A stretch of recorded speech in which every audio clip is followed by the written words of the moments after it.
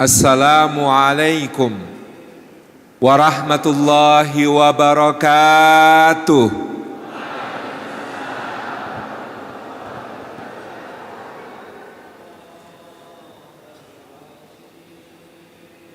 Alhamdulillahi haqqa hamdih.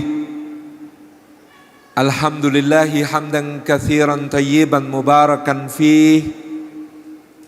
Nahmaduhu wa nasta'inuhu wa nastaghfiruhu wa nastahdi wa natubu ilaih wa la na'budu illa iyyahu wa natawakkalu alaih. Allahumma fasalli wa sallim wa barik ala sayyidina wa habibina wa syafi'ina wa maulana Muhammad wa ala alihi wa ala ashabihi wa dhurriyyatihi wa man sara ala nahjihi wa sanna bi sunnatihi wa ihtada bi hadihi ila yaumi liqa'i rabbih. Amma ba'd. Hadratal afadil, hadratal mukarramin, yang kita hormati bersama pemimpin kita Bupati Karanganyar Bapak Juliat Mono, yang kata Ketua Panitia MHUM, Magister Humoris, temennya Ustadz-Ustadz, karena Ustadz-Ustadz gelarnya banyak yang LC, lucu. Saya itu menyeksamai pangandikanipun Pak Bupati yang sekaligus ternyata Ketua Takmir di Masjid Agung Madaniyah Karanganyar. Hanya ada 2 masjid yang seperti ini, di Madinah dan di Karanganyar. Tak gatekke kubahe mirip, lengkung-lengkung ini mirip, tiangnya dan plat berwarna emasnya mirip, lantainya, marmernya mirip, karpetnya 11-12, 11 siang dan 12 malam. Saya alhamdulillah sing kula injen ket wau niku ngisoran tiang. Soalnya nek ngisoran tiang Masjid Nabawi niku onten bolongane juk metu angine. Iki kok ora ya? Soale nek niku sing favorit kula nek teng Masjid Nabawi niku linggo nang kono kuwi njuk sembribit nih ya. Ning mungkin wong Karanganyar niku gampil masuk angin. Dados Pak Bupati yo mikir-mikir ora usah dikai ngono kuwi, engko ndak do wegah ning masjid wedi masuk angin. Alhamdulillah. Hadratal afadil, hadratal mukarramin yang kita takdimi, para alim, para ulama, para asatid, para ustadzat, guru-guru umat semuanya, para pimpinan ormas Islam, para tokoh masyarakat. Bil khusus yang kita takdimi Forkopimda yang hadir pada malam hari ini, Pak Kapolres rawuh bersama kita. Alhamdulillah, saya sudah dibocori sama Pak Bupati, Pak Kapolresnya ahli puasa Senin Kemis. Jadi kalau diundang dino Senin, dino Kemis ini nyusahke. Kon muka ora gelem, kene arep mangan dhewe ora kepenak. Masya Allah, semoga istiqomah. Siapa tahu jadi Kapolri. Rakjuk kelingan wong Karanganyar. Kelingan nek mesjite tiangnya belum ada lubangnya tadi itu. Yang kita takdimi Bapak dan Ramil Kecamatan Karanganyar dan Kecamatan Jenawi. Ini Pak Dandim diwakili yang paling dekat dan paling jauh ini. Jenawi, Sine, Ngrambe, Pak. Di sanalah cintaku terpaut, Pak. Jadi Kecamatan Sine, Ngawi, Kecamatan Ngrambe, Ngawi. Nah, alhamdulillah kok pikantuk moro sepuh saya itu orang sana. Istri saya itu 4, Pak, anaknya. Jangan cepat-cepat menyimpulkan ya. Yang kita takdimi seluruh hadirin hadirat. Oh ya, ini bapak-bapak dari sekda, para tenaga ahli, para asisten, kepala dinas, pokoknya seluruh hadirin hadirat, muslimin, muslimat, yang belum kawin dan belum sunat. Semuanya yang rawuh, Masya Allah, memenuhi Masjid Agung Madaniyah di Karanganyar. Visi yang luar biasa dari Masjid Agung Madaniyah, karena menisbatkan namanya kepada Masjid Nabawi, masjid di kota Al-Madinatul Munawwarah, seperti bagian yang besar dari ayat Al-Quran adalah ayat-ayat Madaniyah. Disebut ayat Madaniyah dengan definisi yang turun sesudah hijrah, karena Rasulullah SAW hijrah ke Al-Madinatil Munawwarah. Cendikiawan Muslim Allahu Yarham Nur Khalis Majid dulu mencetuskan istilah masyarakat madani. Artinya masyarakat yang meniru, meneladani nilai-nilai yang hidup di Al-Madinatul Munawwarah. Sehingga masyarakat madani menjadi padanan. Madani menjadi padanan bagi istilah bahasa Inggris civil society, masyarakat berperadaban.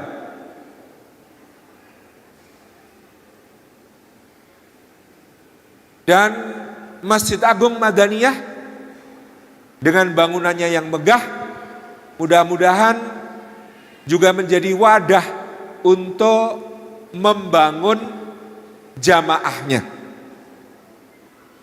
Jadi kalau membangun masjid itu pakai anggaran. Tapi kalau membangun jamaah, ini tugas besar yang memang harus mengerahkan segenap daya upaya. Kalau ini masjid menjadi tempat ibadah, tempat sholat, kalau di Jogokarian kami menyebutnya tugas utama masjid adalah mensolatkan orang hidup. Kalau mensolatkan orang mati itu agak mudah.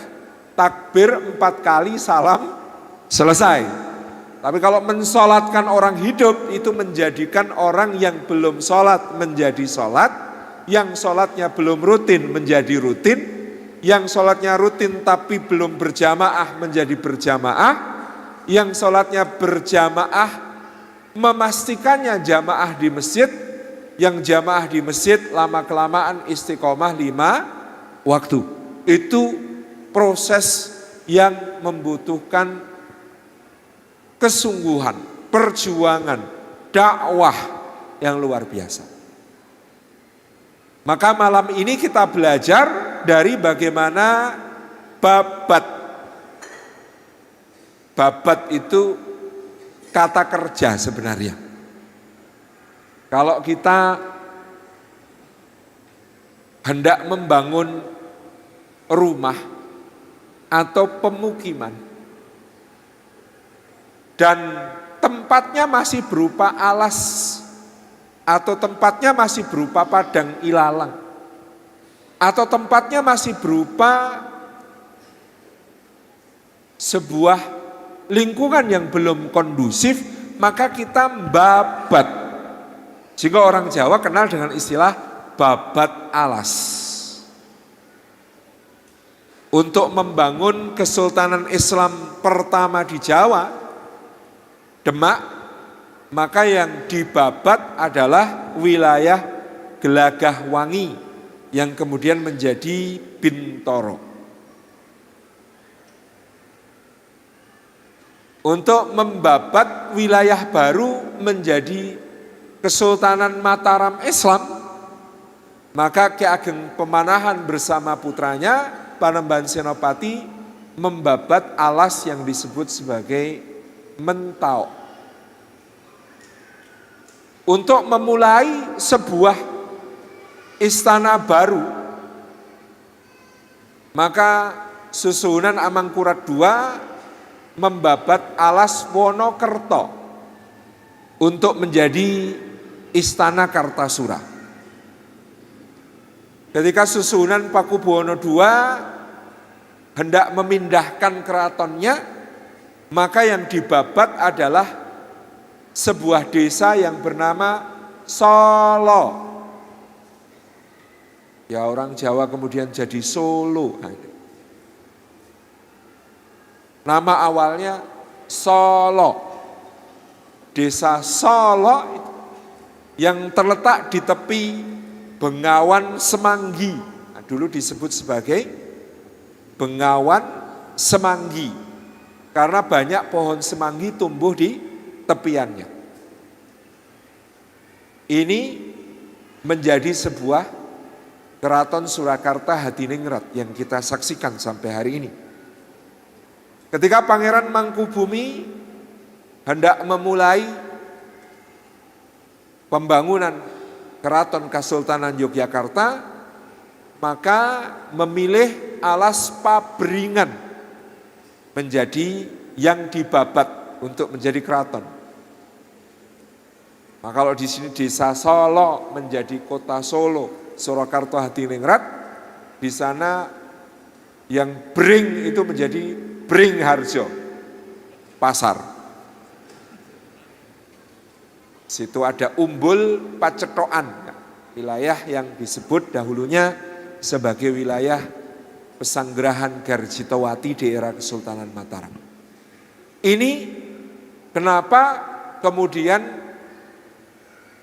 pujangga-pujangga Mataram dalam menuliskan sejarah mereka menggunakan istilah babat. Karena babat itu menjadi penanda dimulainya sebuah peradaban baru. Sebagaimana Kanjeng Nabi SAW hijrah dari Makkah ke Madinatul Munawwarah untuk memulai sebuah peradaban baru. Ini ditandai dengan babat.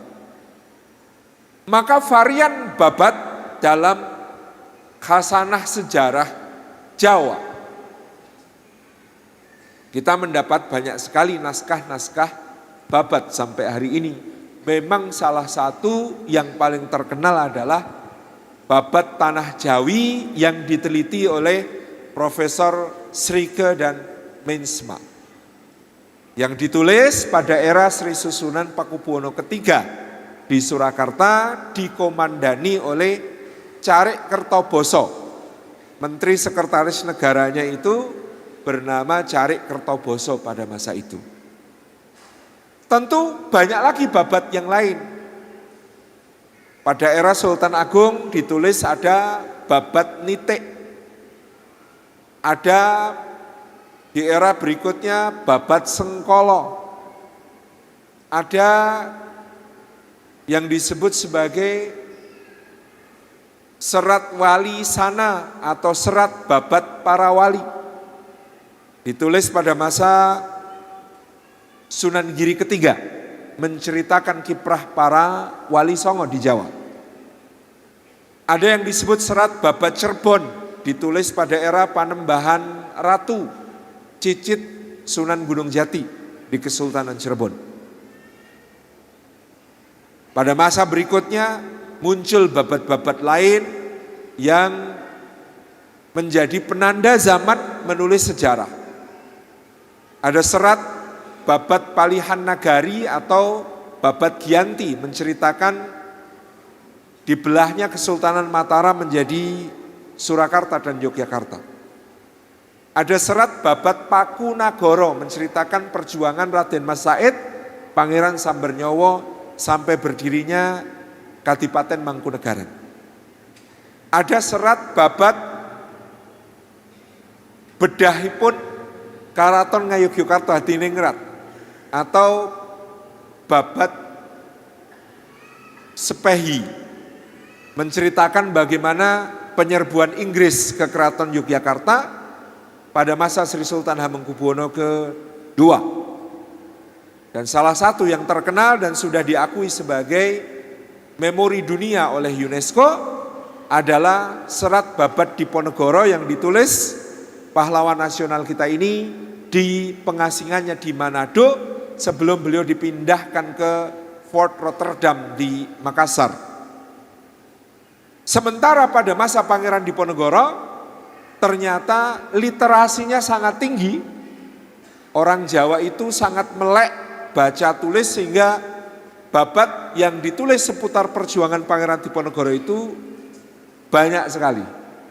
Selain babat Diponegoro yang ditulis oleh beliau sendiri, ada babat Diponegoro yang ditulis Keraton Surakarta, yang ditulis Keraton Yogyakarta, yang ditulis Pakualaman, yang ditulis Suryo Ngalam, yang ditulis Pangeran Abdul Majid putra beliau ketika diasingkan ku Semunep di Madura, yang ditulis oleh musuh beliau Panglima Keraton Surakarta dalam menghadapi Diponegoro, Raden Tumenggung Cokronegoro yang kemudian menjadi Bupati Purworejo. Ada yang ditulis oleh Panglima beliau Raden Basah Gondokusumo yang kemudian menjadi Pepatih dalam Keraton Yogyakarta Danurejo ke-5. Dan itu yang paling tebal 8 jilid Pak, sedang saya buka-buka teliti juga. Ada bahkan ditulis oleh istri beliau Raden Ayu Ratnaningsih, ibu beliau Raden Ayu Mangkorowati, dan banyak naskah-naskah lain. Artinya sesungguhnya leluhur kita meninggalkan bahan yang luar biasa dahsyat untuk menjadi cermin bagi kita. Bukan hanya belajar sejarah, tapi belajar dari sejarah. Ada orang belajar sejarah sehingga tahu, tapi ada orang belajar dari sejarah sehingga bijaksana. Kalau belajar sejarah kita tahu datanya, faktanya, peristiwanya, pelakunya, tanggal-tanggalnya. Tapi belajar dari sejarah artinya kita berusaha jangan sampai mengulangi kesalahan masa lalu dan berusaha nunggak semi. Istilah orang Jawa itu simpel, nunggak semi. Apa yang baik yang ditinggalkan oleh generasi terdahulu, tumbuhkan, gantikan, teruskan menjadi kebaikan-kebaikan untuk masa yang akan datang. Kalau di Nahdlatul Ulama istilahnya al-muhafadzatu 'alal qadimi salih wal akhdhu bil jadidil aslah. Memelihara warisan-warisan lama yang baik dan terbuka untuk mengambil nilai-nilai baru yang lebih baik. Nek cara teori pembelajaran ATM, amati, tirukan, modifikasi. Nek cara Ki Hajar Dewantara, niteni, nirokke, nambahi. Niteni, nirokke, nambahi. Dengan cara seperti ini sebuah masyarakat, sebuah peradaban akan terus maju berkembang. Hari ini orang memandang dengan kagum kepada Tiongkok.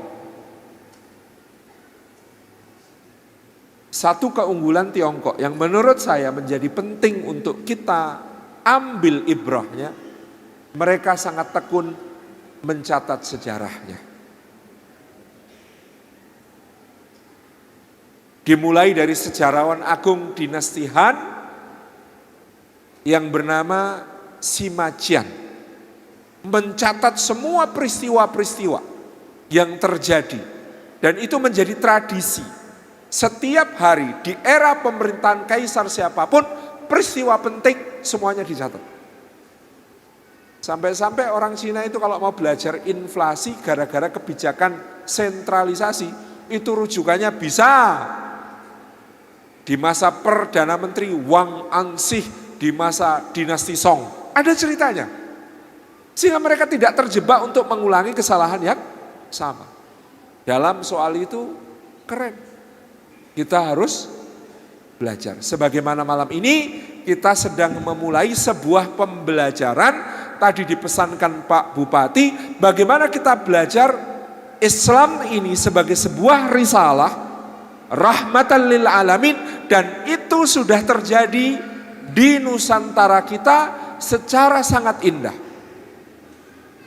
Seorang mubalik kondang di Jazirah Arab namanya Syekh Dr. Aid Al-Qarni, dalam sebuah ceramahnya di kota Riyadh pada sekira 10 tahun yang lalu menyampaikan ada sebuah negeri di tempat matahari terbit yang sangat indah dan semua penduduknya menerima Islam dengan lapang dada tanpa paksaan, dan tidak pernah ada satupun pasukan berkuda dan membawa pedang terhunus seperti yang digambarkan orang barat tentang penyebaran Islam datang ke sana. Islam datang sebagai rahmat, dianut penduduknya menjadi rahmat, dan disebarkan ke seluruh penjuru dunia sebagai rahmat. Itulah Indonesia kita. Maka orang-orang takjub dengan Indonesia. Di manakah penduduk negeri mayoritas muslim terbesar di dunia? Indonesia. Apa wisata paling terkenal di sana? Borobudur, harga tiketnya 750.000. Bayangkan bagaimana Indonesia seharusnya sejak dahulu menjadi role model tentang bagaimana Islam hadir tanpa menghancurkan dan merusak apa-apa yang datang dari masa sebelumnya.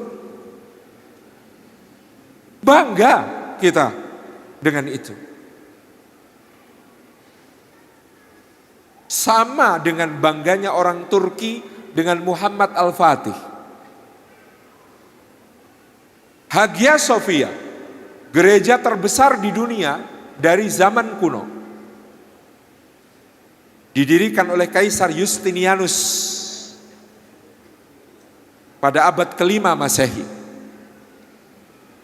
Di puncaknya terdapat mosaik gambar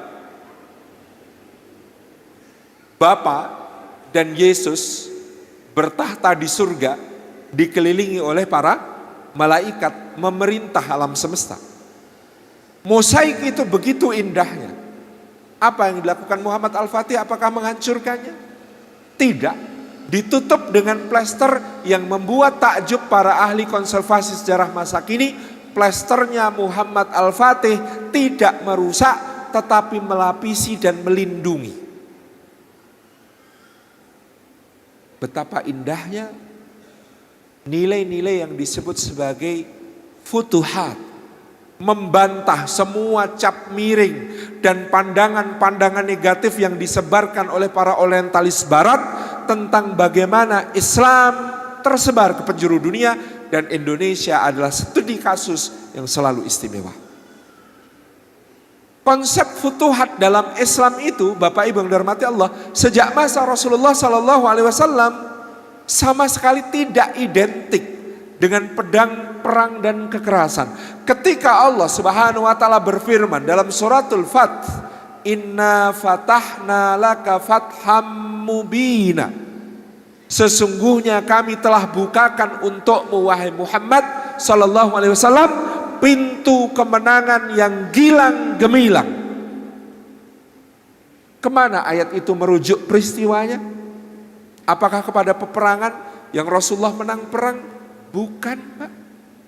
Ayat itu turun, silahkan baca semua kitab tafsir. Ayat pertama surah Al-Fat turun ketika Nabi SAW mengesahkan, meratifikasi perjanjian damai Sulhul Hudaybiyah.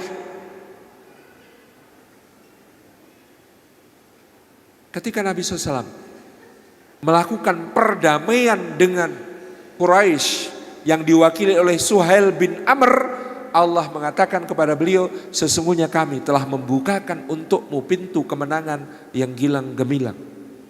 Bagaimana tidak? Yang ikut Kanjeng Nabi SAW ke Hudaybiyah, peristiwanya Bai'atur Ridwan, itu 1.500 orang, Pak. 1.500 orang sahabat ini produk dakwah 13 tahun di Mekah tambah 6 tahun di Madinah, 19 tahun dakwah. Mari kita perhatikan perkembangannya di tahun berikutnya. Kenapa kok Allah mengatakan kami membukakan untukmu pintu kemenangan yang gilang gemilang? Tahun ke-7 Umratul Qadha yang derek Kanjeng Nabi dari Madinah ke Mekah 3.000 orang. Dalam 1 tahun berlipat, 2 kali lipat.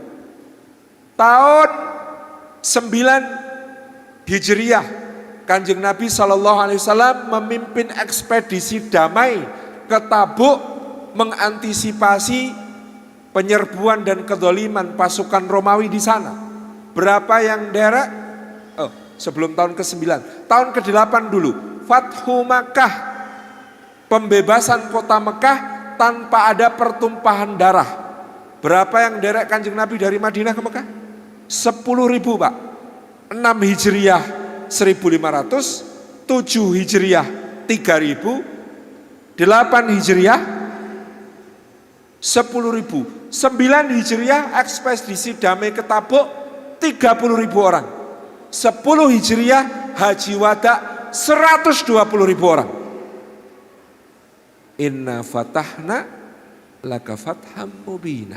Sesungguhnya kami telah membukakan untukmu wahai Muhammad sallallahu alaihi wasallam pintu kemenangan yang gilang gemilang. Dan ayat ini sangat luar biasa di Nusantara kita. Beberapa artefak yang kami dapati, kami ini agak aktif Pak Bupati di forum penggemar Tosan Aji. Keris, tombak, pedang, seneng. Dan betapa banyak artefak yang ditemukan dari era Demak, Banten, Cirebon, Palembang, Aceh. Banyak yang diukiri baik berupa kaligrafi, tinatah emas pada bilah, maupun pada gagang, maupun pada warangka, semuanya dengan lafaz ayat yang sama. Inna fatahna laka fatham mubina. Bahkan nama para panglima raja-raja muslim Nusantara menggunakan nama ini. Raden Fathah. Yang memimpin jihad melawan Portugis menyeberang ke utara sampai Melaka, Pangeran Fathi Yunus Lilat Jowo. Di dalam babat menjadi Pati Unus. Tapi nama Arabnya kita membaca dalam manuskrip sezaman Fathi Yunus dari Jepara. Di nisan di sebelah Sunan Gunung Jati ada tertulis dalam huruf Jawi. Perhatikan Pak, huruf Jawi. Tanya orang Malaysia, apa yang disebut huruf Jawi? Arapegon, Pak. Arapegon itu oleh orang Malaysia disebut huruf Jawi. Bunyinya tu bagus pasai fathullah, atau dibaca tu bagus pasai fattahilah, yang memimpin pembebasan Sunda Kelapa dari ancaman aneksasi Portugis. Semuanya Inna fatahna laka fatham mubina, sampai dinamainya kota Jayakarta. Jaya, Fathan, Karta, Mubinan. Jayakarta, Fatham Mubina, kemenangan yang hilang gemilang.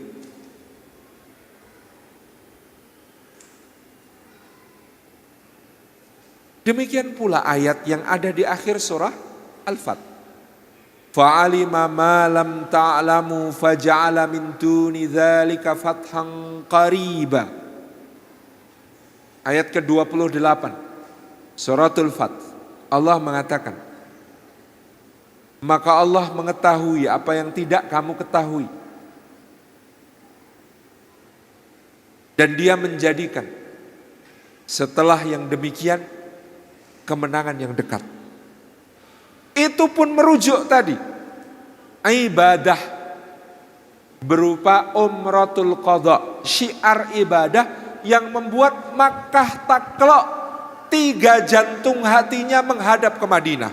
Khalid bin Walid, panglima perang terhebat, masuk Islam. Amr bin Al-As, diplomat paling lihai, masuk Islam. Utsman bin Talha, pemegang kunci Ka'bah, masuk Islam. Kenapa? Terpesona dengan syiar ibadah Rasulullah SAW dan para sahabatnya dalam umratul qadha. Sebagaimana ketika Allah mengatakan kepada Rasulnya, idza jaa nasrullahi wal fath wa ra'aitan nasa yadkhuluna fi dinillahi afwaja fasabbih bihamdi rabbika wastaghfir innahu kana tawwaba. Merujuk kepada Fathu Makkah, di situ juga tidak ada pertumpahan darah. Merujuk kepada Haji Wada, lebih-lebih adalah sebuah syiar yang sangat agung. Islam hadir, menyebar, tumbuh, mekar, berbunga, berbuah, semuanya dengan keindahan. Maka benar yang dikatakan oleh Ribi' bin Amir di bawah pimpinan Sa'ad bin Abi Waqqas ketika ditanya, sebenarnya apa yang dilakukan oleh umat Islam kepada dunia? Kata beliau, kami adalah kaum yang dibangkitkan Allah untuk membebaskan manusia dari penghambaan kepada sesama manusia, sesama makhluk, menuju menghamba kepada pencipta semesta alam. Membebaskan manusia dari kezaliman agama-agama menuju keadilan Islam. Membebaskan manusia dari sempitnya dunia menuju luasnya dunia dan akhirat. Spiritnya adalah pembebasan. Dengan kebebasan orang akan memilih siapa yang ingin beriman silahkan beriman, siapa yang ingin tetap tidak beriman kufur juga silahkan. La ikraha fid din, tidak ada paksaan dalam beragama, syaratnya juga tidak ada paksaan yang melarang orang beragama. Itu misi Islam. Maka Bapak Ibu yang dirahmati oleh Allah Subhanahu wa taala, ketika nilai futuhat tidak dijaga, maka akan ada keruntuhan di situ. Meskipun umat Islamnya banyak, meskipun umat Islamnya besar, meskipun umat Islamnya jaya, tetapi tidak memelihara nilai-nilai untuk membebaskan manusia dari keburukan menuju kebaikan, yang terjadi akan menjadi tragedi. Contoh Andalusia. Bapak Ibu pergi ke Cordoba, pergi ke Granada. Saksi bisu keagungan itu masih ada sampai sekarang. Bahwa di sana Islam pernah menjadi peradaban besar, trendsetter semua hal yang memajukan peradaban. Ketika Eropa gelap, Andalusia gemerlapan. Di situ Abbas Ibnu Firnas merintis penerbangan pertama. Di situ Al-Haytham merumuskan teori-teori optik. Di situ Imam Al-Qurtubi menulis tafsir hukum yang sangat komprehensif. Di situ Ibnu Rushd merumuskan falsafah Islam dengan gemilang. Dan berbagai kemajuan pencapaian luar biasa. Bapak Ibu tahu, pakaian dibedakan, pakaian musim dingin, pakaian musim panas, pakaian musim semi, pakaian musim gugur. Siapa pencetusnya? Namanya Ziryab. Siapa Ziryab? Pujangga Khalifah Abdurrahman III dari Cordoba. Dia yang merumuskan, oh baju karena di sini 4 musim, harus kita bikin juga 4 musim. Adalah Ziryab pula yang menyusun menu table manner yang sekarang menjadi standar Eropa. Ada yang namanya appetizer, pemancing nafsu makan. Ada yang namanya sup yang berkuah. Ada yang namanya main course, hidangan utama yang macam-macam. Ada yang namanya dessert, pencuci mulut. Siapa yang merumuskan? Ziryab, pujangga kekhalifahan Cordoba. Kalau kita mendatangi museum-museum di negara-negara Eropa yang dulu berbentuk kerajaan, bahkan kalau kita ke Vienna, Austria, dan memasuki museum nasional, kita akan mendapati baju-baju kebesaran para raja Eropa di masa lalu. Di antara mereka banyak yang bajunya di sini terukir kalimat La ilaha illallah Muhammadur Rasulullah. Apakah mereka masuk Islam? Tidak selalu. Tapi zaman itu jenengan tidak keren kalau belum pakai baju buatan Cordoba. Jadi raja itu belum raja yang keren kalau belum pesen baju ke Cordoba. Saking menjadi trendsetter semua yang disebut sebagai peradaban pada masa itu. Bahkan di Cordoba dibangun istana Madinatuz Zahrah. Istana 7 lapis, setiap lapisnya dibangun dengan mengambil deskripsi tentang keindahan surga. Ada yang tanahnya dicampur misik, minyak wangi. Ada yang dihiasi pohon-pohon yang batangnya perak, daunnya emas, buahnya dicentelkan, diganti tiap pagi dan sore. Ada yang kemudian dialirkan di dalamnya ada kolam-kolam dan aliran sungai, air madu, air sungai, air susu, air sungai, air khamr. Madinatuz Zahrah pada zaman itu. Tetapi di akhir ketika terpecah-pecah umat Islamnya menjadi negara-negara kota, bersaing satu sama lain, memperbudak bangsa-bangsa yang dikuasainya. Zaman itu raja-raja kota kalau berkunjung satu sama lain dia pamer pasukannya itu warna kulitnya dari paling hitam sampai paling putih. Yang tengah-tengah agak merah-merah. Budak-budak perempuannya juga begitu. Bikin kolam isinya wine, peresan anggur. Budak-budak perempuan suruh berenang di situ. Para pejabat minum nyiduk di pinggir. Ketika umat Islam terlena, bermewah-mewah, meninggalkan nilai untuk membebaskan umat manusia, tetapi justru malah memperbudaknya, ketika itulah kehancuran. Dan sampai sekarang Islamofobia masih sulit dipulihkan dari negara Spanyol. Lebih miris lagi India, Bapak Ibu yang dirahmati Allah. Selama 300 tahun 3/4 anak benua diperintah oleh raja-raja Mughal yang muslim. Tapi orang India tidak akan pernah lupa bahwa untuk membangun Taj Mahal yang kita lihat sekarang, demi cintanya kepada seorang istri, Shah Jahan menaikkan pajak selama 3 tahun berturut-turut sampai mengakibatkan bencana kelaparan. Untuk membangun itu 30.000 budak sampai mati di dalam pengerjaannya. Taj Mahal yang sekarang kalah indah dari aslinya, Pak. Dulu ada plat-plat emas ya, dicongkeli sama Inggris ketika jadi penjajah di sana. Maka hari ini Islamofobia sampai masih mendarah daging pada sebagian warga India, termasuk kemarin ada berita pejabat yang terlontar kata-kata menghina Nabi Muhammad SAW. Padahal Muslim India itu 150 juta orang, Pak. Tapi 150 juta orang di India itu cuma 9%. Saking besarnya jumlah penduduk.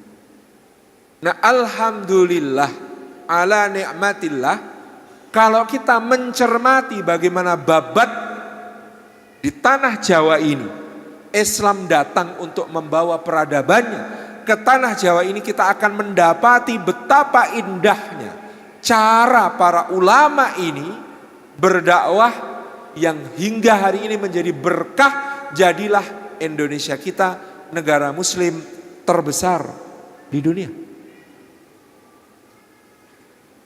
Maka betul para founding fathers kita itu menulis di dalam muqaddimah konstitusi, atas berkat rahmat Allah yang maha kuasa dan dengan didorongkan oleh keinginan luhur supaya berkehidupan kebangsaan yang bebas, maka rakyat Indonesia menyatakan dengan ini kemerdekaannya. Keren itu, Pak. Karena atas berkat rahmat Allah, syiar dakwah Islam datang ke Nusantara kita mendahului penjajah. Karena dia mendahului penjajah, maka Islamlah yang menggerakkan seluruh rakyat dari ujung Sabang sampai Merauke pada zamannya untuk tegak berjihad melawan penjajahan itu. Maka saya selalu sekarang ini menyampaikan kemana-mana, jangan lagi mengatakan Indonesia 350 tahun dijajah. Saya mengatakan Nusantara kita 4 abad berjihad melawan penjajahan. Nek dijajah niku koyo Amerika niku lho, Bu. Amerika. Siapa penduduk asli Amerika, Pak? Penduduk asli Amerika yang secara salah kaprah disebut Indian. Sebelum kedatangan Christopher Columbus, Hernando Cortés, Francisco Pizarro, Amerigo Vespucci, menika Pak, dulunya penduduk asli benua Amerika, estimasi dari sejarawan masa kini, jumlahnya dari ujung utara di Alaska sampai selatan di Argentina, kira-kira antara 50 sampai 110 juta orang. Di mana mereka, Pak? Musnah. Sampai bahasanya saja hilang. Penduduknya ganti, Pak. Dari utara sampai ke selatan Amerika itu sekarang mayoritas penduduknya bukan orang yang dulu penduduk Amerika, tapi orang Eropa yang datang sebagai penjajah. Itu kengerian penjajahan. Tidak usah jauh-jauh, tetangga kita namanya Australia. Sebelum kedatangan Kapten James Cook, sebelum kedatangan Admiral Flinders, berapa orang aborigin yang ada di sana, Pak? Itu estimasi sejarawan 8 sampai 20 juta orang. 8 sampai 20 juta. Sekarang, Pak, sisa 50.000 orang dikonservasi, dilindungi khusus supaya gak entek. Supaya kalau ditakoni bisa jawab, mana penduduk aslimu? Ada. Ganas, Pak, penjajahan itu. Lawang Indonesia, sok-sokan yang kami itu 350 tahun dijajah. 350 tahun dijajah, kok isih 270 yuto. Karena apa? Atas berkat rahmat Allah. Maka kedatangan para ulama pembawa syiar dakwah ini, apalagi dalam membabat tanah Jawa, membuka lahan dakwah baru, membangun peradaban yang madaniyah di Jawa, ini patut menjadi sumber pelajaran yang tak habis-habis bagi kita, bagaimana kita akan melanjutkan dakwah itu.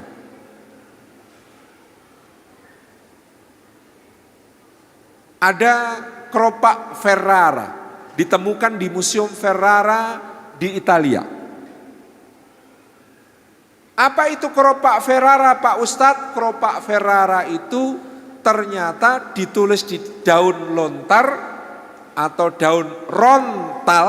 orang Jawa menyebutnya ron itu daun, tal itu pohon tal sejenis palem, digurat dengan pisau. Keropak Jawa atau keropak Ferrara di Museum Ferrara Italia itu ternyata isinya notulensi pengajiannya Maulana Malik Ibrahim di Gresik. Bayangkan di zaman itu Maulana Malik Ibrahim ngisi pengajian, ada muridnya yang nyatet di antara tahun 1402 sampai tahun 1420.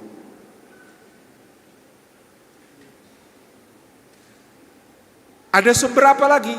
Handboek van Bonang. Demikian tertulis dalam katalog naskah di Leiden. Handboek van Bonang, buku dari Bonang, diambil paksa oleh Cornelis de Houtman pada tahun 1596. Ketika diperiksa ada dua naskah. Naskah A isinya adalah notulensi pengajian yang diajarkan oleh Kanjeng Sunan Bonang Makdum Ibrahim. Naskah B isinya notulensi musyawarah para wali, membahas persoalan-persoalan keumatan.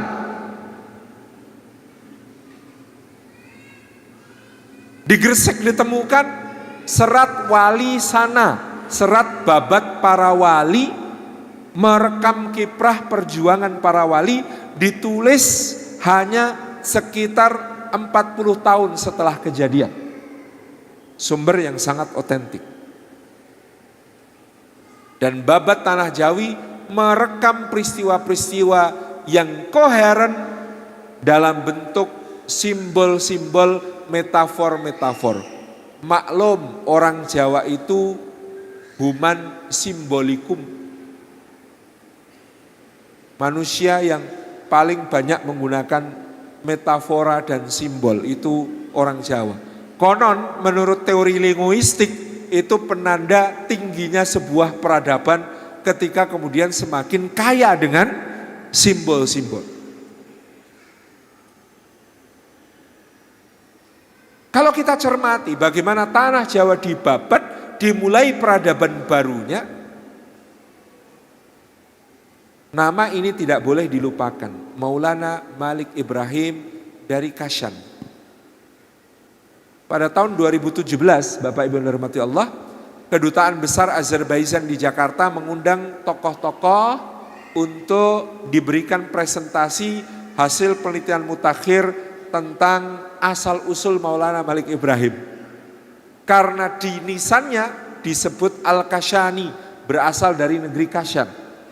Negeri Kashan ini dulu bagian dari tanah Persia, dan ternyata menurut penelitian tersebut disimpulkan sekarang masuk bagian dari negara Azerbaijan.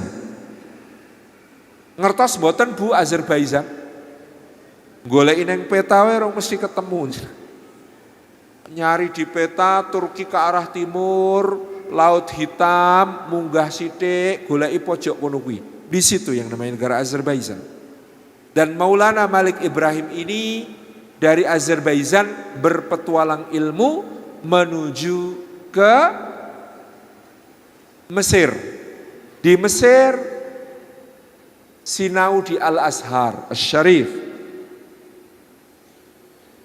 Di masa itu Kesultanan Mamluk yang memerintah dunia Islam. Belajar di Mesir, beliau membaca karya pengelana agung dari abad sebelumnya namanya Ibnu Battutah. Ibnu Battutah ini pernah singgah lama di Samudra Pasai. Yang dia tulis samudra dalam tulisan Arab Samutroh, akhirnya menjadi nama pulau yang kita kenal Sumatera. Gara-gara Ibnu Battutah nulis samudra menjadi Samutroh, pakai pok menjadi Sumatera.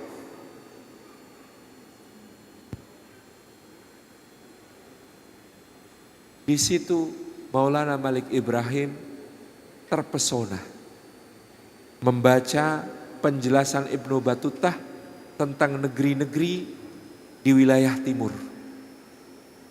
Dan di situ disebutkan banyak yang belum mengenal Islam, maka bangkitlah semangatnya. Pun pok men piye carane kula kudu tekan mriko. Saya mau berdakwah di sana. Luar biasa orang ini. Menumpang kapal-kapal yang berlayar sesuai angin muson barat ke arah timur dengan beberapa perhentian. Akhirnya tiba di Gresik, Pak. Ketika tiba di Gresik, qadarullah wa masya'a fa'al, masa itu kerajaan Majapahit dalam keadaan perang saudara parah. Perang saudara ini antara Wikramawardhana, menantu Maharaja Hayam Wuruk Raja Sanagara, dengan putra Hayam Wuruk dari Selir yang bernama Bre Wirabumi di Blambangan. Pada saat itu kedudukan Wikramawardhana ada di Wirosobo atau di wilayah Mojo Agung sekarang, mungkin dekat Trowulan sebagai situs utama Majapahit. Bre Wirabumi di Blambangan. Perang ini disebut sebagai Perang Paregreg. Ya, sejarawan bukan Jawa, karena orang Medan dia sebutnya Perang Paregreg. Perang Paregreg ini sangat dahsyat, menyebabkan kesengsaraan rakyat di berbagai wilayah antara Mojokerto ke Banyuwangi. Karena di situ medan perangnya. Sawah-sawah ditinggalkan lari ke gunung karena takut, maka krisis pangan melanda Majapahit. Apa yang dilakukan Maulana Malik Ibrahim? Inilah dakwah. Pertama-tama bukan membangun pesantren, Pak. Dakwah itu menjawab persoalan masyarakat. Maka menurut serat wali sana, serat babat para wali, Maulana Malik Ibrahim mendirikan bendungan kecil, membangun saluran irigasi, mencetak sawah baru yang bisa panen setahun 2 kali. Ditanami sawah itu, diajak masyarakat, dan masyarakat kepada beliau sangat hormat. Orang Jawa itu menurut Profesor Agus Sunyoto sejak dulu kala sangat menghormati, memuliakan pemuka agama. Sebelum kedatangan agama Hindu dan Buddha, orang Jawa itu memiliki agama yang menurut beliau bernama Kapitayan. Yang disembah itu monoteis, namanya Hyang. Maka orang Jawa itu sejak dulu beribadah itu disebut sembah Hyang, menyembah Hyang, zat yang maha satu. Jadi Profesor Agus Sunyoto menolak teori bahwa sebelum Hindu Buddha, Nusantara kita ini isinya animisme dan dinamisme. Bukan, kata beliau. Di Jawa sudah ada yang disebut Kapitayan, agama yang monoteistik. Tidak menutup kemungkinan itu adalah ajaran nabi-nabi terdahulu yang masih tersisa. Dari dulu yang namanya Pandito Kapitayan, yang namanya Brahmana Hindu, yang namanya Biksu Buddha, itu di Jawa menempati posisi yang sangat terhormat. Maka ketika ada ulama Islam yang datang, posisinya sama dihormatinya. Maka beliau menolak teori Snook Hurgrons yang mengatakan Islam dibawa oleh para pedagang. Kata Profesor Agus Sunyoto, tidak mungkin. Orang Jawa itu pada zaman itu apalagi dipengaruhi agama Hindu memandang rendah kaum pedagang. Nyuwun sewu sing jenenge bakul iki mesti golek untung. Modal sekecil-kecilnya untung sebesar-besarnya, menghalalkan berbagai cara. Negatif, Pak. Maka yang menyebarkan membawa dinil Islam ini kenapa sukses? Bukan kaum pedagang ansih, tetapi ulamanya datang, termasuk Maulana Malik Ibrahim yang langsung dipuja masyarakat sebagai seorang Brahmono Selam.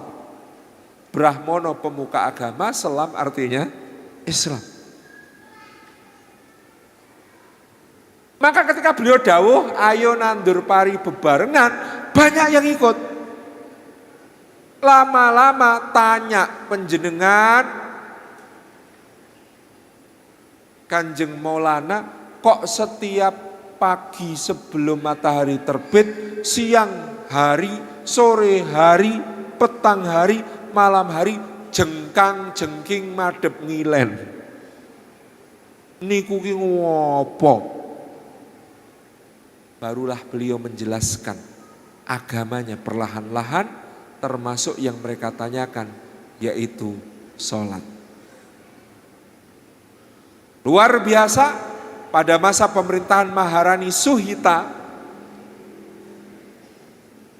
Maulana Malik Ibrahim mendapat penghargaan dari kerajaan Majapahit dan diberi gelar sebagai Wong Agung Majapahit. Itulah kenapa di nisan beliau tertulis Fakhrul Muluk, kebanggaan semua raja-raja. Bagaimana tidak, nyawah bersama rakyat, sawah hasilnya disumbangkan kepada rakyat Majapahit yang lain, bahkan disumbangkan ke istana Majapahit. Menjawab krisis, menjadi solusi. Maka dihormati, dimuliakan, digugu, ditiru. Maulana Malik Ibrahim. Ada satu versi cerita yang menarik, membuat kita yakin Maulana Malik Ibrahim ini selain memulai dakwah dengan menjawab persoalan masyarakat, juga sangat pandai menangkap peluang yang bisa digunakan untuk membesarkan dakwah. Peluang itu adalah armada Laksamana Cheng Ho. Pada masa dinasti Ming, Kaisar Judi bertahta di Beijing dan memerintahkan Laksamana Cheng Ho membawa muhibah pelayaran ke selatan, membawa armada raksasa. Lebih dari 300 kapal. Kapal terbesarnya Cheng Ho, mari kita ukur dengan yang datang di zaman yang lebih belakang, yang mengaku menemukan Amerika, namanya Columbus. Rekonstruksinya menunjukkan kapal Columbus dibentuk seperti Lego, jumlah 48 disusun-susun jadi satu. Nah, itulah ukuran kapalnya Cheng Ho. Santa Maria, kapalnya Columbus, itu Lego siji. Ditumpuk-tumpuk 48 buah menjadi satu, baru ukurannya sama dengan kapalnya Cheng Ho. Sekretarisnya Cheng Ho namanya Ma Huan. Orang Tiongkok pada zaman itu marganya Ma, maka marga Ma dipastikan Muslim, karena Ma pada saat itu singkatan dari Muhammad. Muhammad Huan adalah sekretaris Cheng Ho. Maulana Malik Ibrahim begitu armada Cheng Ho mendarat di Tuban, langsung maju. Pak Mahuan, saya Muslim, jenengan Muslim. Kita ingin berdakwah, bolehkah saya dibantu? Bagaimana caranya saya membantu? Kata Mahuan. Saya pinjem tentara jenengan yang berasal dari Yunan, dari Cina Selatan, yang juga biasa bikin sawah. Bantu saya nyetak sawah di antara Tuban ini sampai ke Gresik. Kata Mahuan, saya akan minta persetujuan Laksamana. Kalau beliau setuju, akan saya berikan. Betul, pada saat itu 3.000 tentara diperbantukan kepada Maulana Malik Ibrahim untuk nyetak sawah-sawah di Jawa. Luar biasa. yang namanya ulama, yang pandai menangkap peluang dakwah yang luar biasa. Dasar dakwah yang dilangsungkan oleh Maulana Malik Ibrahim menjadi kekuatan yang sangat kokoh bagi ulama-ulama selanjutnya. Karena orang Jawa mengenal Maulana Malik Ibrahim sebagai Brahmono Selam atau ulama Islam, maka ulama Islam yang datang di generasi berikutnya semua diterima dengan lapang dada, semua diterima dengan sambutan yang baik. Dalam babat disebut Maulana Ibrahim Asmoro. Pakar sejarah Wali Songo Umar Hashim mengatakan Asmoro di sini orang Jawa menyebutnya Maulana Ibrahim Asmoro Kandi. Asmoro Kandi kata beliau adalah As-Samarkandi, artinya asalnya dari Samarkand, negaranya sekarang Uzbekistan. Aduh meneh iki. Mau Azerbaijan saiki Uzbekistan. Maulana Ibrahim As-Samarkandi ini memiliki pertalian keluarga dengan kerajaan Champa. Champa ini ada yang mengatakan di wilayah Kamboja sekarang ada perkampungan Muslim Champa. Ada yang mengatakan Champa ini Jempa, karena babat tanah Jawa menyebutnya Cempo. Jempa ini ada di Aceh. Dan waktu itu memang sudah sebuah kerajaan Muslim. Sementara Maharani Majapahit saat itu Ratu Dwarawati juga seorang putri Champa. Maka dia utus dua putranya untuk datang ke Jawa berdakwah. Yang pertama namanya Maulana Ahmad Rahmatullah. Maulana Ahmad Rahmatullah. Yang kedua namanya Maulana Ishaq. Dan dua orang ini kemudian bagi tugas. Maulana Ahmad Rahmatullah datang ke Majapahit Barat. Maulana Ishaq datang ke Majapahit Timur. Majapahit Barat tadi pusatnya di Mojokerto, Majapahit Timur pusatnya di Banyuwangi, Belambangan. Di Majapahit Barat Maulana Ahmad Rahmatullah karena merupakan keponakan dari Ratu Dwarawati diterima di istana, mohon diberikan kesempatan untuk menjadi guru. Guru apa Pak? Maulana Ahmad Rahmatullah menawarkan, saya bisa menjadi guru tata negara. Bukan bikin pesantren. Sekolah pertama Maulana Ahmad Rahmatullah didirikan di Ampel Denta di Surabaya adalah sekolah tata negara. Karena pada saat itu para dang acarya, para guru negara Majapahit banyak yang tewas selama perang, maka kekurangan guru untuk ngajari para pangeran, putra raja, putra para bangsawan, putra para adipati. Maulana Ahmad Rahmatullah dengan cerdas mengatakan saya siap jadi guru mereka. Maka jadilah padepokan perguruan tata negara di Ampel Denta Surabaya, sehingga Ahmad Rahmatullah kemudian dikenal sebagai Susuhunan Ampel.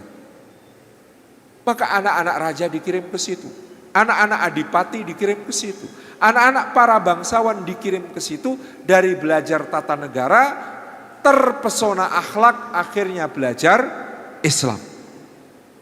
Sehingga Islam masuk ke keluarga, kerajaan dan keluarga para adipati, terutama adipati pesisir. Ini yang luar biasa dari Ahmad Rahmatullah.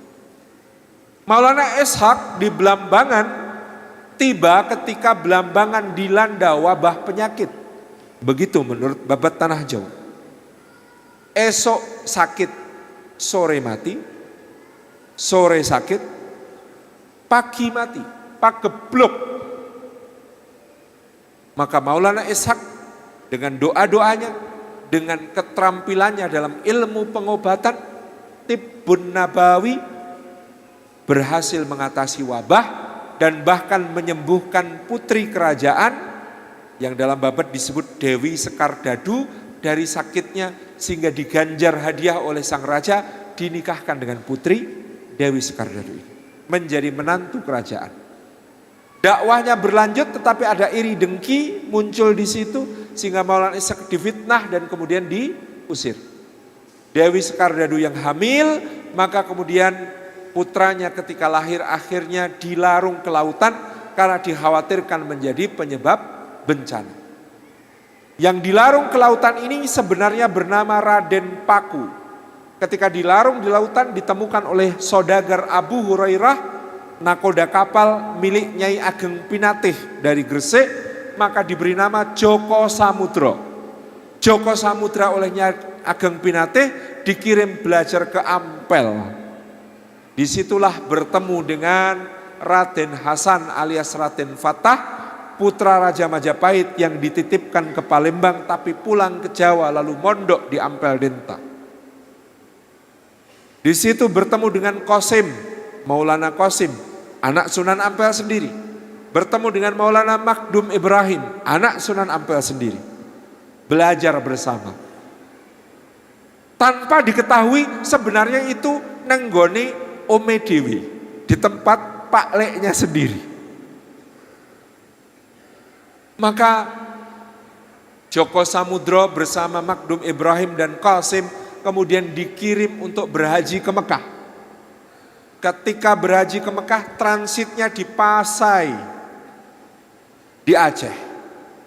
Di Pasai ketemu Maulana Ishak. Sekali pandang Maulana Ishak melihat Joko Samudro, beliau mengatakan ainul yakin anta ibni. Dengan mata yang sangat yakin kamu itu anakku. Dirunut-runut ketemu, betul. Maka sejak hari itu namanya menjadi Maulana Ainul Yakin. Belajar di Pasai selama beberapa bulan nunggu angin untuk berlayar ke Mekah. Maulana Ishak mengatakan kepada anak dan para keponakannya ini, kalian boleh berhaji ke Mekah, tapi menurutku sekarang yang lebih penting pulang ke Jawa, bantu paman kalian, bantu ayah kalian berdakwah. Pulang ke Jawa. Makdum Ibrahim menjadi Sunan Bonang berdakwah di Tuban. Qasim menjadi Sunan Derajat berdakwah di Lamongan. Maka Ainul Yakin dititipi tanah sampai ayahnya, cari tanah yang seperti ini. Ketemunya di Gresik, di perbukitan Giri. Maka Sunan Ampel menyambut dengan gembira, memang sudah tugasmu menghidupkan kembali dakwahnya Maulana Malik Ibrahim yang sudah wafat. Dan Maulana Ainul Yakin Sunan Giri ini nanti menjadi gurunya para raja Nusantara. Sampai Zainal Abidin Sultan Ternate cuti dari jabatannya sebagai sultan 2 tahun untuk mondok ke Gresik. Ono ratu cuti jabatan 2 tahun untuk mondok, untuk berilmu.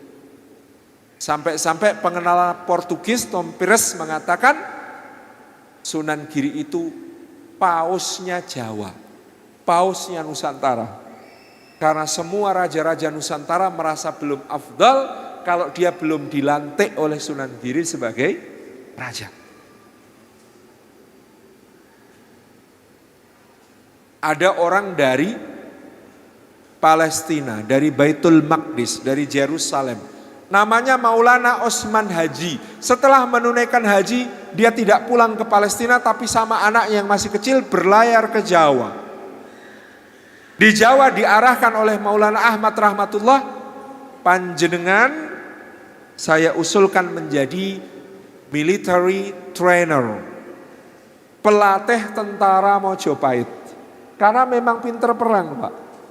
Osman Haji menjadi military trainer Kerajaan Majapahit, dipanggil sebagai Susuhunan Mutung. Keberadaan Sunan Mutung alias Maulana Osman Haji terkonfirmasi dalam sejarah Dalem Watu Renggong. Sejarah dalam Waturenggong ini ada di Kerajaan Gelgel di Karangasem, ditulis tentang raja-raja dinasti Kresna Kepakisan. Diceritakan salah satu raja dinasti Kresna Kepakisan sebo ke Majapahit, menghadap ke Majapahit, ketika pulang ke Bali dihadiahi 60 prajurit terbaik Majapahit.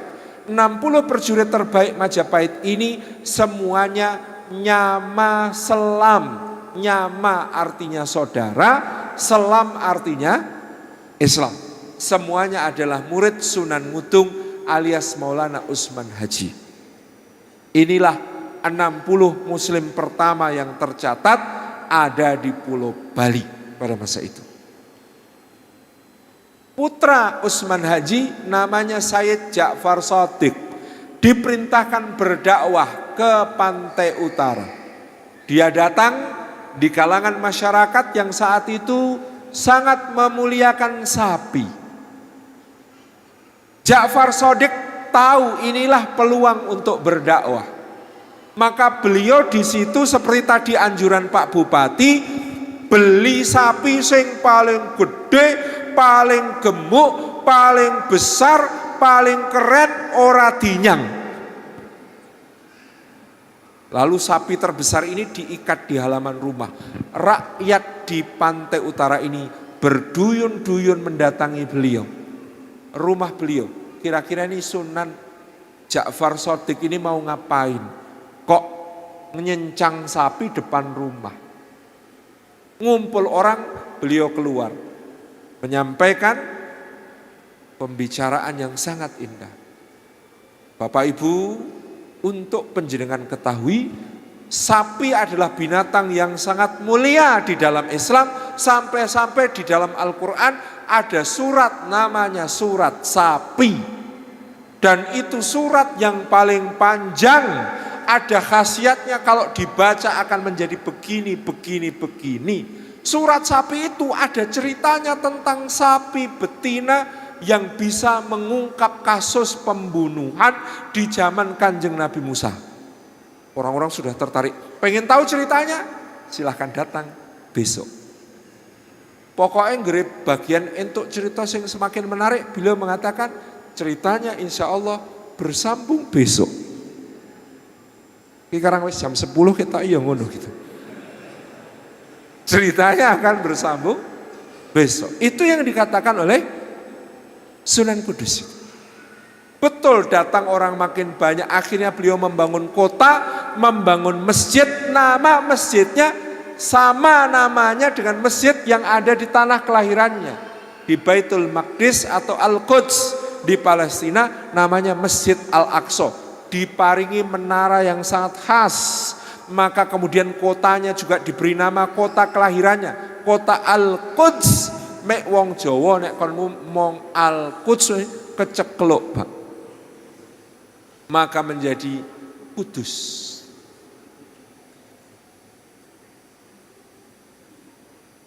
Masih ada beberapa nama wali yang belum kita ceritakan. Kita masih punya Sunan Gunung Jati belum ceritakan. Kita masih punya Sunan Kalijaga yang paling seru belum diceritakan, tapi itulah babat.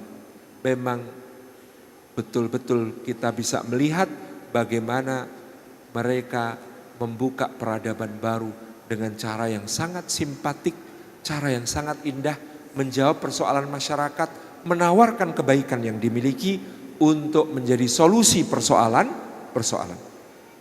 Kami sebagai perkenalan ini, bapak-bapak, ibu-ibu hadir kan karena Pak Bupati yang undang, bukan karena saya yang isi.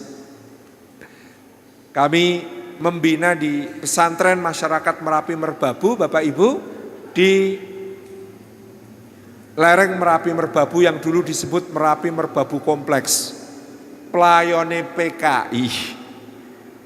Alhamdulillah, selain pesantren sebagai lembaga pendidikan, kami sebenarnya lembaga pengabdian masyarakat. Karena kami memiliki 33 dusun binaan. Kami bina dalam bentuk santri-santri kami setiap akhir pekan menghidupkan sholat Jumat, menghidupkan TPA TPQ, pengajian Bapak Ibu, memberi kultum dalam arisan, ikut kerja bakti dan gotong royong, semua kerepotan warga. Santri kami hadir di tengah masyarakat. Kita backup dengan berbagai macam baksos, termasuk ketika kemarin minyak sulit Pak. Saya belusuan di 33 dusun setiap pekan, 3-4 dusun untuk dum-dum minyak goreng. Kita backup dengan baksos, kita backup dengan pemberdayaan ekonomi Pak. Rumiyin tiang mriko niku kalau nanem sayur Pak, ambil bibit di rentenir, ambil pupuk di rentenir, ambil obat hama di rentenir, opo-opo hubungi rentenir. Nek wis panen, sik ngitung panene rentenire, gari diturai swidik. Kita hadir dengan program pemberdayaan ekonomi umat yang berjalan baik. 350 kepala keluarga di 7 dusun. Tahun ini kita tingkatkan menjadi 1.300, tambah lagi 1.300 kepala keluarga di 26 dusun. Insya Allah pinjaman bergulir senilai 2 juta rupiah. Wah, ini tadi ada paguyuban BMT luar biasa, nanti suatu saat bisa bekerja sama juga kita dengan berbagai solusi di tengah masyarakat. Wong ibu-ibune niku nggih lucu. Pak Ustadz, niki nek duit saking pondok sing nyili ngeten niki ni duwite lanang nggih Pak Ustadz. Kok duit lanang pripun Bu? Mboten mana. Nggih, alhamdulillah. Loh, terus kami terima kasih sama pondok gimana Pak? Kami infak saja ya ke pondok. Jangan Pak Bu, nanti kalau infak jenengan terbebani. Wah, iki disili pondok, dadak infak neng pondok. Nah, jenengan pengen infak di masjid masing-masing, hidupkan masjid masing-masing. Kita empowering seperti itu. Alhamdulillah Pak. Neng tetapnya sulit untuk kemudian menghindari kebaikan orang.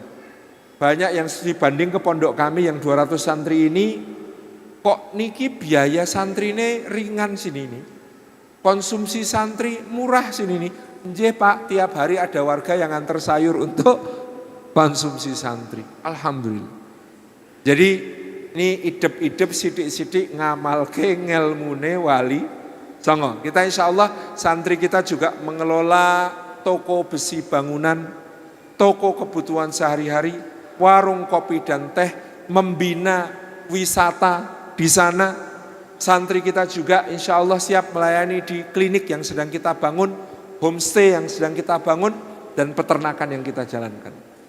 Ini mudah-mudahan bisa menjadi modeling nantinya, nek masjid teng Jogokarian, nek pondok di pesantren masyarakat Merapi Merbabu sebagai model masjid dan pesantren menjawab segala persoalan masyarakat. Insya Allah. Maka yang dapat kita sampaikan, ceritanya belum selesai. Tadi Pak Bupati nagih pokoknya jadwal. Karena babat tanah Jawinya harus selesainya itu di saat sampai berdirinya Masjid Madaniyah katanya. Wah jedowo tenan iki. Mudah-mudahan Allah berkahi, mudah-mudahan Allah mudahkan. Suatu saat mudah-mudahan saya sempat lagi sowan kepada Bapak Ibu di Karanganyar. Berbahagia sekali bagaimana masjid dibangun, jamaah juga dibangun. Barakallahu fikum. Mohon maaf atas segala yang kurang berkenan. Wassalamualaikum warahmatullahi wabarakatuh. Mohon izin Ustadz untuk dapat diakhiri dengan doa. Kita berdoa bersama Bapak Ibu, insya Allah doa mustajabah. Mudah-mudahan Allah jaga Kabupaten Karanganyar dalam kebaikan. Mudah-mudahan Allah jadikan Kabupaten Karanganyar baldatun thayyibatun wa rabbun ghafur.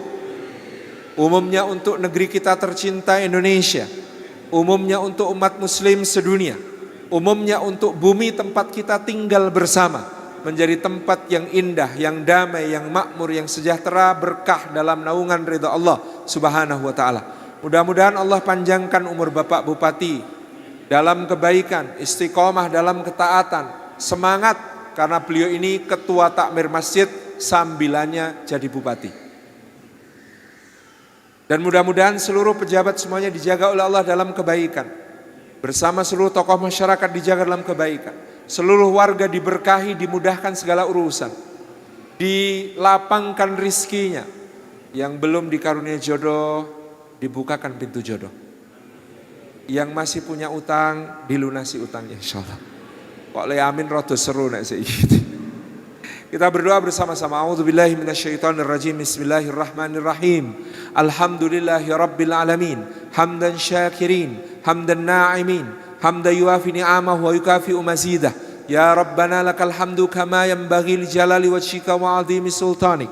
Allahumma fasalli wa sallim wa barik ala sayyidina wa habibina wa syafi'ina wa maulana Muhammad ibn Abdullah wa ala alihi wa ashabihi wa mawalah. Wardallahumma an sadatina Abi Bakrin wa Umar wa Utsman wa Ali wa an kulli sahabati Rasulillah ajma'in warda anna mahum birahmatika ya arhamar rahimin. Allahumma ighfir lil mu'minina wal mu'minat wal muslimina wal muslimat al ahya'i minhum wal amwat innaka sami'un qaribun mujibud da'wat ya qadiyal hajat. Rabbana ighfir lana wa li ikhwanina alladhina sabaquna bil iman wa la taj'al fi qulubina ghillan lil ladzina amanu rabbana innaka ra'ufur rahim. Rabbana ighfir lana wa liwalidina warhamhum kama rabbawna shighara.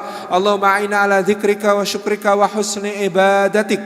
Allahumma aslih lana dinana alladhi huwa ismatu amrina wa aslih lana dunyana allati fiha ma'ashuna wa aslih lana akhiratana allati ilaiha ma'aduna. Allahumma inna nas'aluka ridhaka wal jannah wa na'udzubika min sakhatika wan nar. Allahumma inna nas'aluka al-huda wat tuqa wal afafa wal ghina. Allahumma inna nas'aluka salamatan fid din wa afiyatan fil jasad wa barakatan fil rizqi wa ziyadatan fil ilmi wa taubatan qabla al maut wa rahmatan 'indal maut wa maghfiratan ba'dal maut.